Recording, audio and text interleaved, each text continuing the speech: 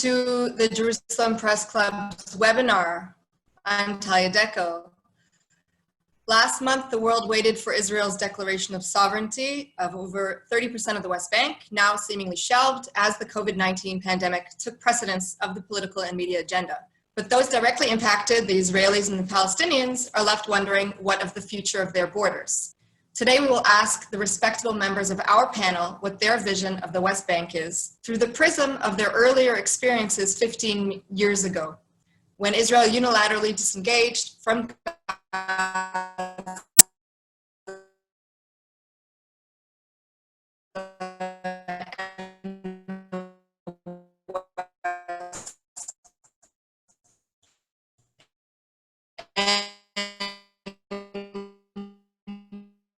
Northern Samaria. Just a few times.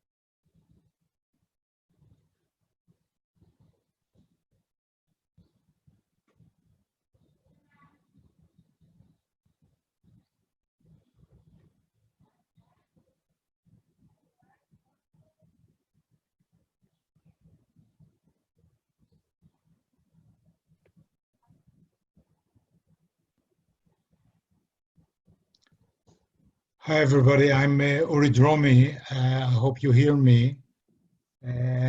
I'll take over from Talia. Sorry for the... Can everyone hear now? Oh, she's back. Okay. Yeah, go ahead. Talia.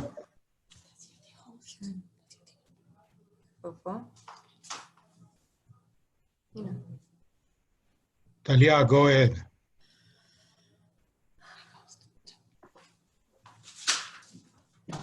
Okay. Apologies, everybody. We've had a few technical difficulties. Despite the fact that everybody's been using Zoom for several months, we can't always anticipate every single technical issue. So thank you for your patience. I'll go right into introducing our panelists so that we don't waste any more time. First, we have Major General in Reserves, Gershon Hacohen, an IDF veteran of 42 years and the senior IDF officer in charge of implementing Israel's disengagement plan. Hacohen commanded over troops in battle on the Egyptian fronts and Syrian fronts.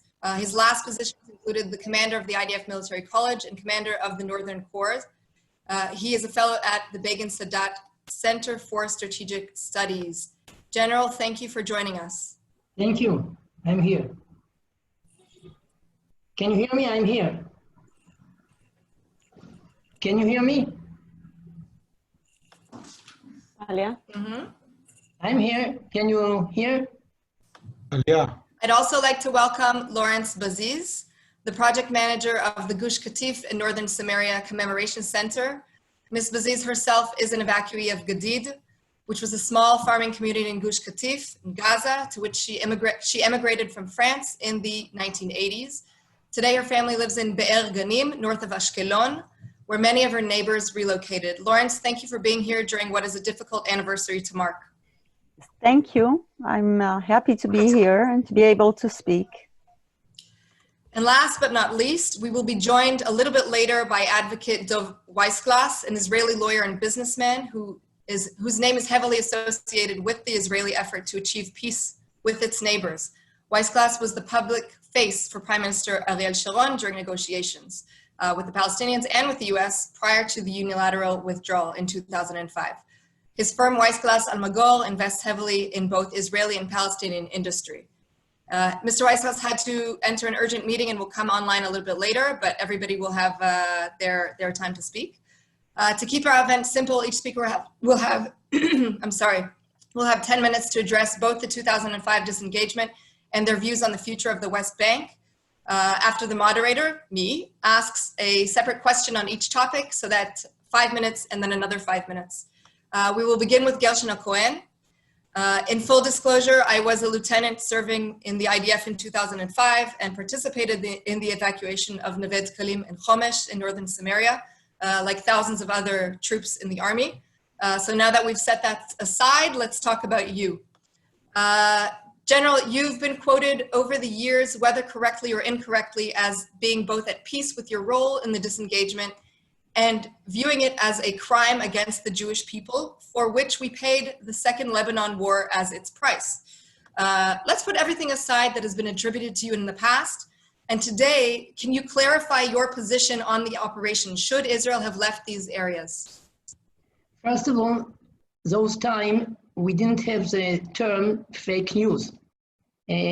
Actually, this term and these words have not been expressed by me, not a crime, but quite close to it. It was not something that was a secret, that was from the beginning against this idea, because my idea is that we came to this land not just in order to create a nice shelter for secured shelter for Jews in surrounding Tel Aviv. We came to conquest this land. I'm not at all find troubles with this concept, and it was in terms of all socialistic parties like Ben Gurion, Yigal Allon, everyone. We came in order to settle in this land. And I did my job, first of all, because I was a general commanding the 36th Division. And I found myself in no any other choice but to obey. But I did it in a way like a director of a movie, by choosing my own interpretation in order not to bring this event to what a lot of Israelis wanted it to be. Actually, they wanted this event to create a turning point for Zionism, that the Zionistic river came to an obstacle, make a U-turn, and since that, not anymore, as was written by Avrom Burg, not anymore the quotation Zionism equal settlements, Zionism equal going to the frontier. So what I wanted to do is not to create a confrontation between the state and the soldiers and policemen and the settlers, but to create together with the settlers a situation that will just exemplify that we are here in order to stay.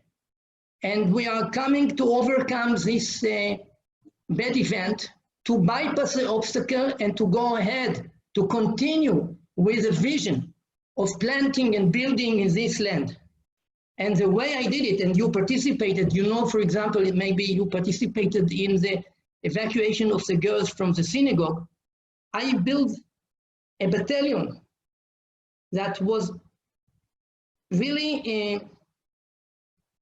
built for that mission at the night, that it will be made only by girls with girls, girl soldiers and policemen, and not only there.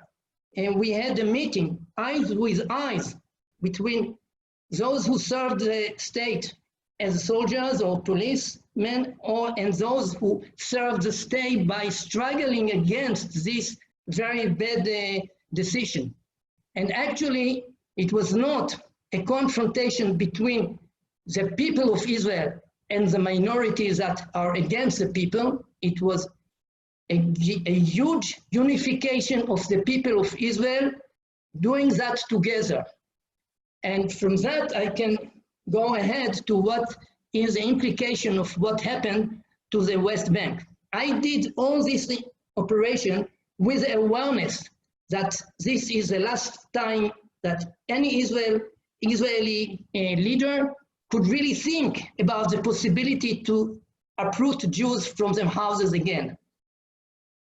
I did it in a way that it will just be a message for eternity, that this is something never be done, that couldn't be done again. And it was implemented in the way I did it. And why it is so dangerous to do something like that in Judea and Samaria, I published in Beziz research about the necessity of all Zone C in Judea and Samaria. There is no way to defend Tel Aviv without keeping the Jordan Valley and Judea and Samaria settlements, and all other attitudes are just wrong. They are not relevant to the new changes of military warfare. They are just not taking the considerations of new warfare that happened in Lebanon with Hezbollah, and we could not afford that Hezbollah and Lebanon inspiration will build another threat in 10 kilometers from Tel Aviv. It means that what happened since the disengagement, even though I didn't want it, I'm finding with it something with opportunity. First of all, the Israelis could learn the lesson. We made an experimentation. We can learn just by practice. What is a threat? That what's happening today in Gaza, and the IDF couldn't really destroy in 2 days or even 2 weeks the Hamas. Something like that could happen in Judea and Samaria. Therefore, we must build in Judea and Samaria to remove more than 2 million Jews to Judea and Samaria and to the Jordan Valley and to stay there forever, because anyhow, Tel Aviv is too narrow for 15 and 20 million Jews that will live here in the next century. Okay? Thank you, General.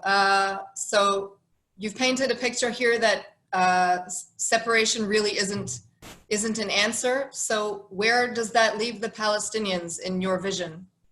First of all, there are 2 ways for separation. One that was made in Gaza.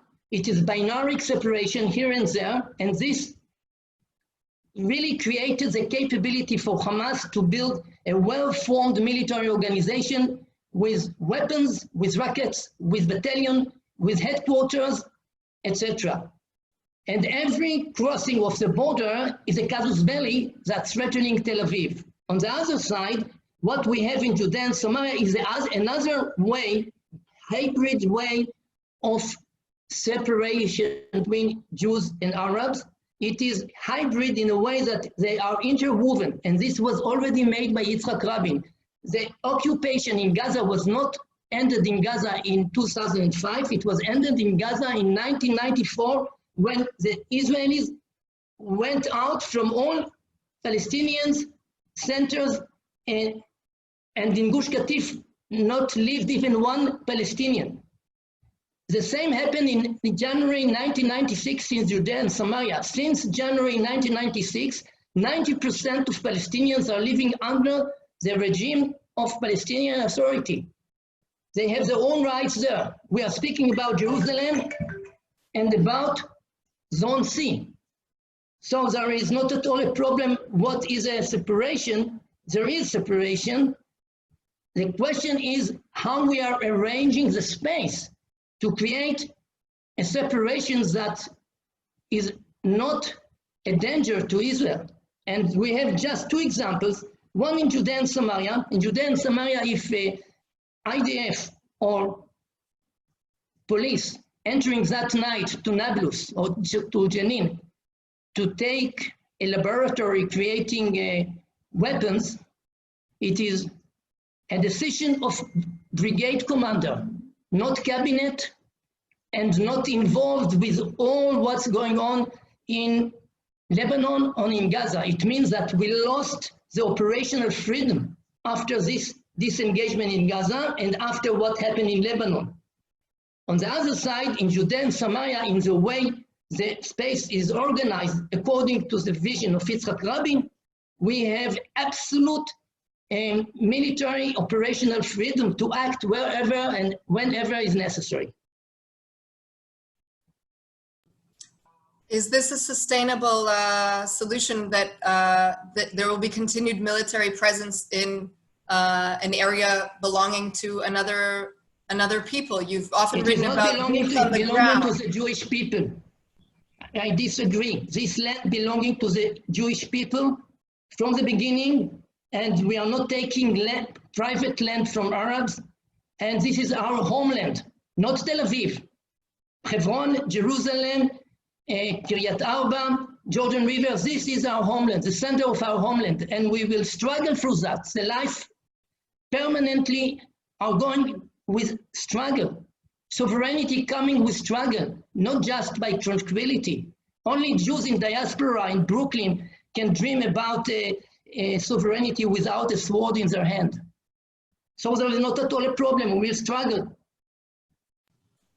Understood. I have a feeling there'll be a few follow-up questions soon. We'll now turn to Laurence. Thank you for your patience. Could you tell us a little bit about your life in Gush Katif, what it has been like since, and whether you have come to any understandings, perhaps retrospectively, about the decisions of the Israeli leadership at the time? Okay, so as you've said, my name is Laurence. I was born and raised in France.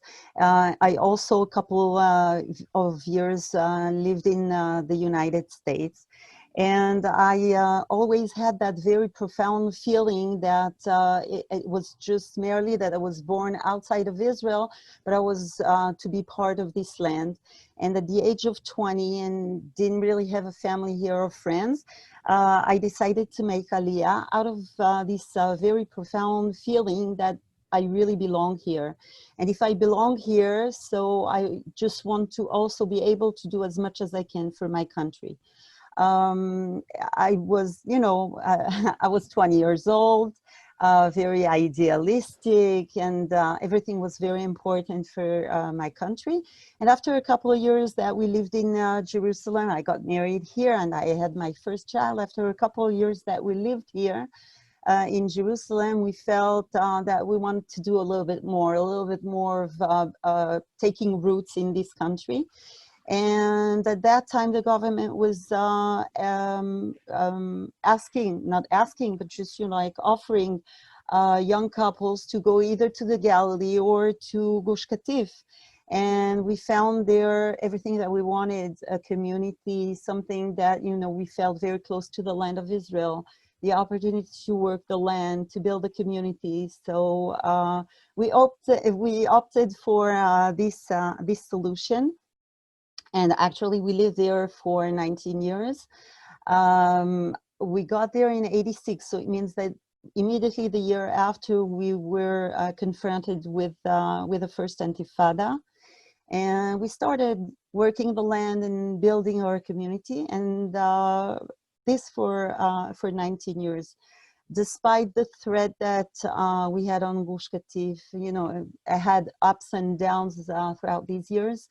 With the first Intifada, the Oslo Agreement, the second Intifada, we felt so much connected to the people, to what we wanted to do in Gush Katif, that we didn't really ask, should we stay here or not stay here?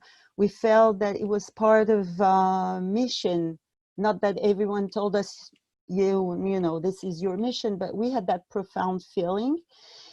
And we stayed in Gush Katif all these years, where it was not easy. It was really not easy, but we felt strongly that we had so much to do there that, okay, that we're sacrificing a little bit of our, you know, conditions of living private conditions of living for something that is bigger than us. And this brought us to the end of 2003 when we heard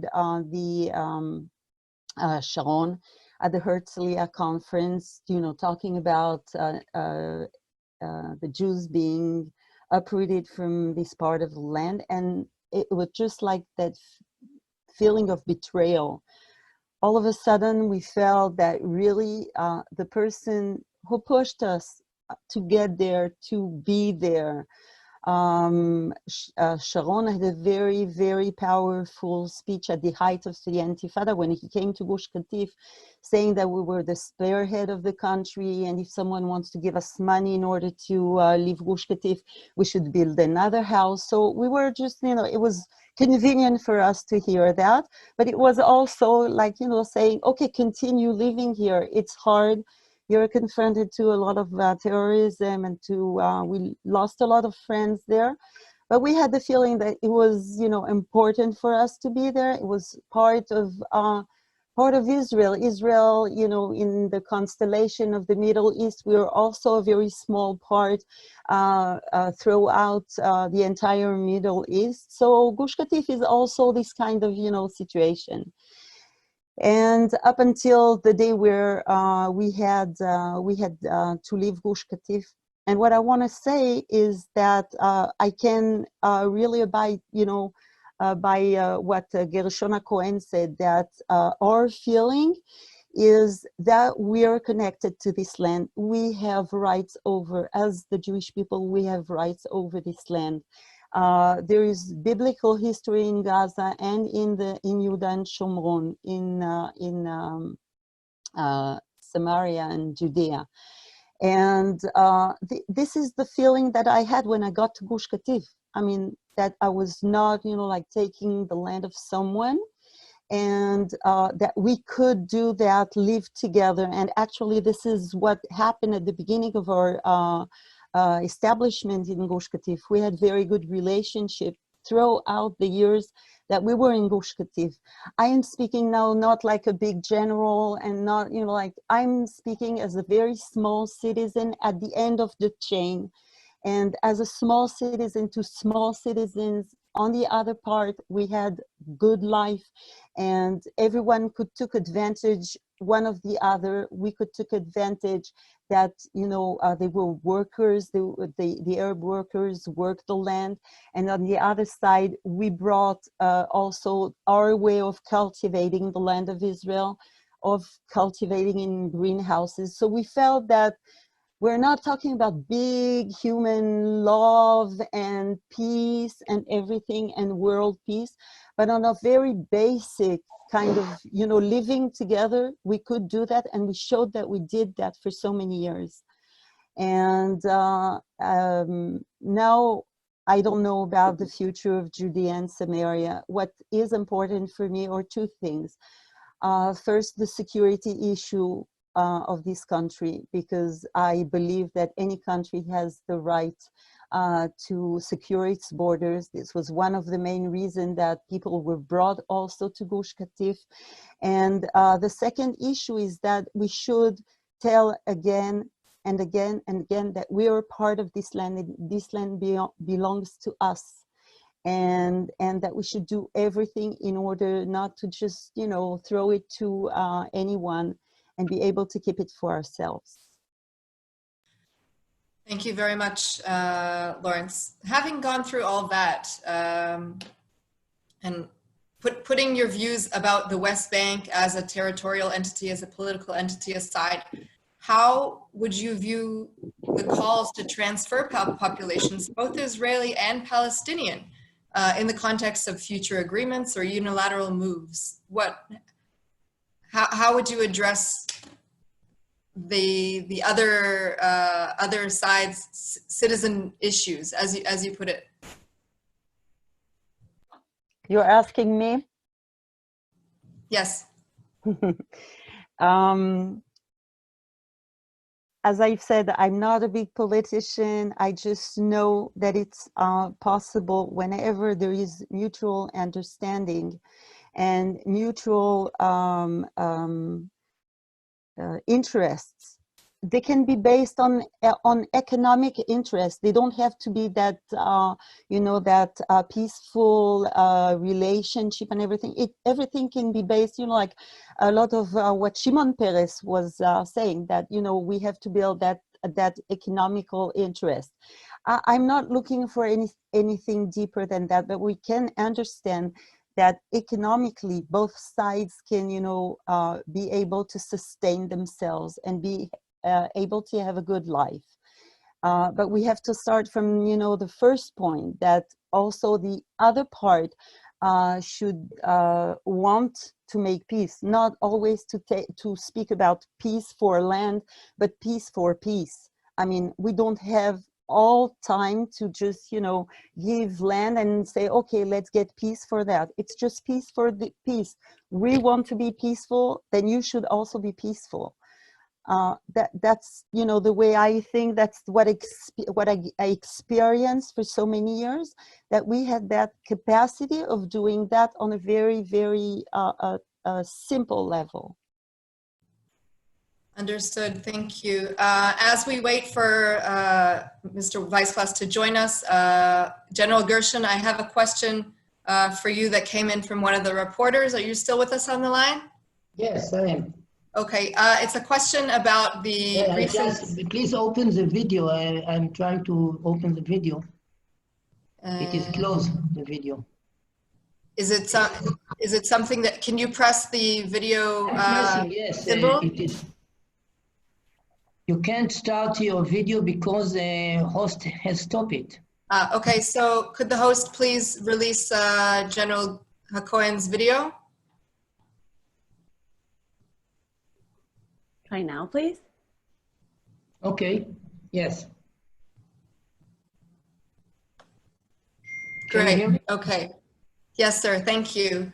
So it's just a question from one of the reporters about the recent activity, low-key activity on the border with Gaza, whether you see any continued escalation between Israel and Gaza, given the few incidents that we had in the last couple of weeks. How long will the border keep quiet is really the question. It is just interim. The tranquility, it is exactly like the sea. If today it is stable, tomorrow a new day. What we created in Gaza is a threat against Israel. Actually, Hamas succeeded to achieve strategic balance against Israel. Not that they can come with divisions to invade Israel and to take Tel Aviv, but they can threat Tel Aviv whenever they want, because they are equipped with weapons that they couldn't have if we wouldn't make this disengagement. Because now, since the disengagement, the border is open, and the Egyptians, they are just, even if they want to do the best, they cannot really prevent all smuggling, and a lot of rockets from Iran smuggled in the last years, and today they can be produced in Gaza. So they have no reason, even it was informed that they offered by a Trump negotiator like Greenblatt $15 billion if they will accept disarmament. But their answer was something that I really respect. In my words, they just citated what is written in the Song of Songs in the Bible, that if someone will give all his money of his house just to give up about love, people will laugh about him, because love is superior to every other profitable considerations. And I'm respecting them. They are really negotiating not about the vision. No one in this region come to the negotiation table by acceptance to negotiate about dreams. The only negotiation is what it can get now, pragmatical attitude. Therefore, the border, if we will not destroy Hamas to the end, we will suffer from that forever. Understood. Thank you for that. And now we will turn to our third speaker, who has quite a bit of experience in the field of negotiations. Advocate Weissglas, you are on the line, sir? Yes, I'm on the line. Thank you for joining us. You're considered the main architect of the disengagement plan in your position as Prime Minister Sharon's chief of staff. Could you tell us a little bit about what led up to the final decision? Do you believe it was carried out in full, considering the Prime Minister's medical disaster? And looking back, do you believe, was it the right thing to do? Okay. The decision to withdraw from Gaza was made as part of a general intention we had to bring an end to the conflict with the Palestinians and to try to find a political solution to these 150 years confrontation between these two people. We always, and I think that was acceptable to the majority of the Israelis, we never considered as a part of Israel in the long range, and in terms of the long-range Israeli national interest. It was clear for everybody that no matter when and how the final status agreement will be achieved, Gaza will not be a part of Israel. Therefore, we didn't see any reason why until that day we should pay such a high price with people's life, with investments of military efforts, etc., to remain in Gaza. We also were committed to the political plan, which was accepted by the rest of the world, which was known as the roadmap for peace. And we believe that the withdrawal from Gaza will give it further momentum. Also, we were pretty much concerned by the security and the safety of the Israelis living in Gaza, bearing in mind that we speak about 7,000 people surrounded by millions of hostile population. All of this brought us to a decision to pull out from Gaza. And again, I have to remind you that at the time, between 60 to 70% of the Israelis supported this decision. Was it right? Then, of course, post factum, or I would say the following. Unfortunately, what happened 2 years later, but June 2007, Gaza is taken by Hamas. And the presence of Hamas in Gaza then, of course, dictate a different kind of relationship other than what we would expect, as much as the Palestinians were expecting. But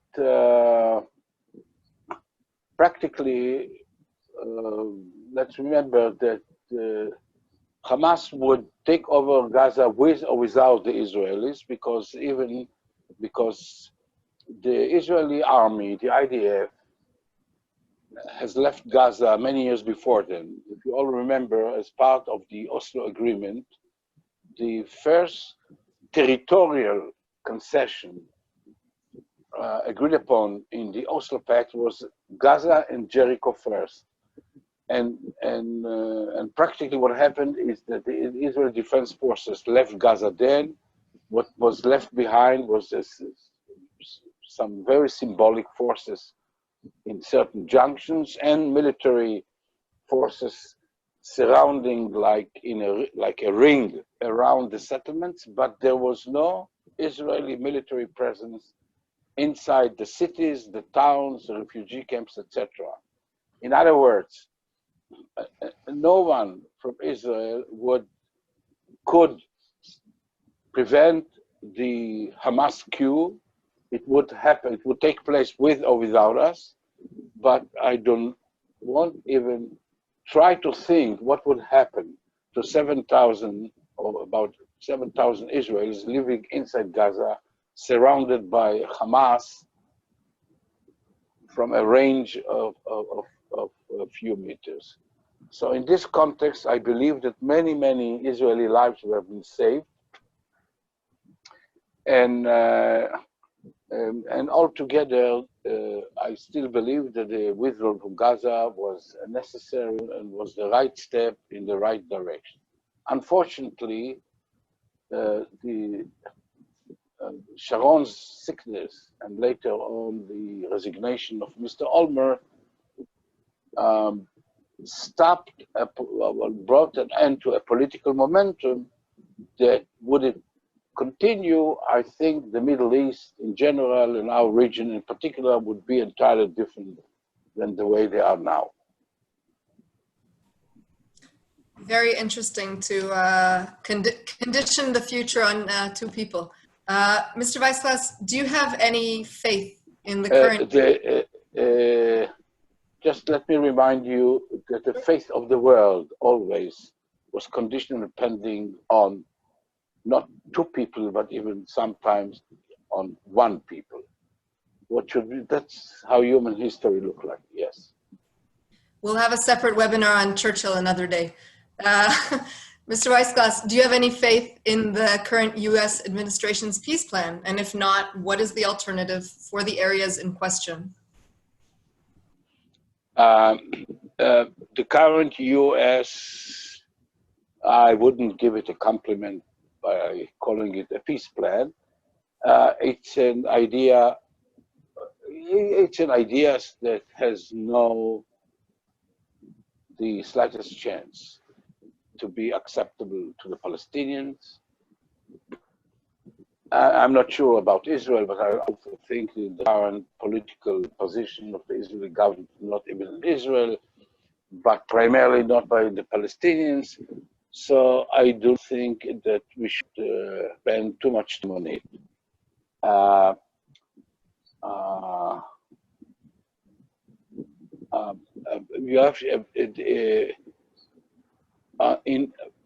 The Palestinians were offered in two different instances about 95% of the areas occupied by Israel following the '67 war. Once by Mr. Barak in 2000 at the Camp David summit, and later on in 2008 by Mr. Olmert. In one case, in the first case, it was 95% of the West Bank. In the other cases, was I think 97% of the West Bank. So there's no reason on earth why should they agree to a further discount of 30%. So right from the beginning, as I say, it was a proposal totally unacceptable for them.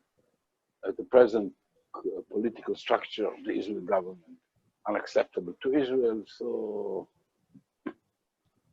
it didn't have a chance right from the beginning. And as I said, I wouldn't spend your very, very precious time on it. So what should Israel be spending its precious time on with regards to the West Bank? I'm sorry, but you was very sharp. Will you kindly ask it again? What? Sorry, my question was, what should Israel be spending its precious time doing with regards to the West Bank?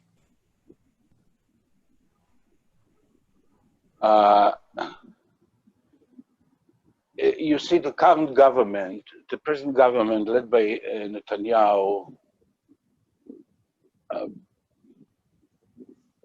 has no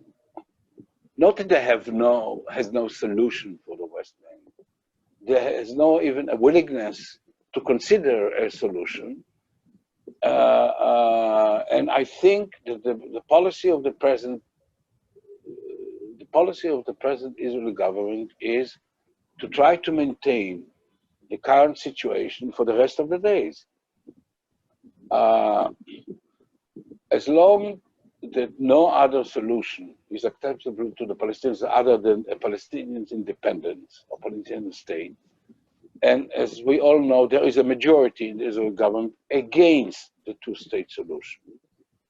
So the deadlock is here, and the deadlock will stay with us so as long as I said the current political composition in Israel is there.